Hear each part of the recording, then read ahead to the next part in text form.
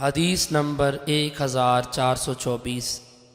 حضرت سماک بن حرب فرماتے ہیں، میں نے حضرت جابر بن سمرہ رضی اللہ عنہ سے پوچھا، کیا آپ رسول اکرم صلی اللہ علیہ وسلم کے پاس بیٹھا کرتے تھے؟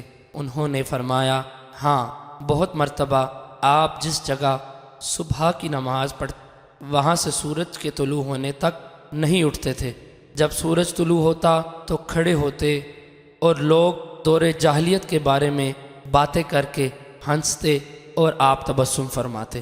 آپ جس جگہ صبح کی نماز پڑھتے وہاں سے سورج کے طلوع ہونے تک نہیں اٹھتے تھے۔ حدیث نمبر 1424۔ حضرت جابر رضی اللہ عنہ سے مروی ہے کہ رسول اکرم صلی اللہ علیہ وسلم نماز فجر پڑھنے کے بعد جائے نماز پر بیٹھے رہتے حتیٰ کہ سورج اچھی طرح طلوع ہو جاتا۔ نماز فجر پڑھنے کے بعد جائے نماز پر بیٹھے رہتے حتیٰ کہ سورج اچھی طرح طلوع ہو جاتا۔ حدیث نمبر 1426۔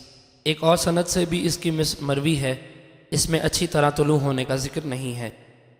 حدیث نمبر 1427۔ حضرت ابو ہریرہ رضی اللہ عنہ سے مروی ہے، رسول اکرم صلی اللہ علیہ وسلم نے فرمایا، اللہ تعالیٰ کے شہروں میں سے اللہ تعالیٰ کے نزدیک محبوب ترین جگہ مساجد ہیں، اور اللہ تعالیٰ کے ہاں سب سے برے مقامات بازار ہیں۔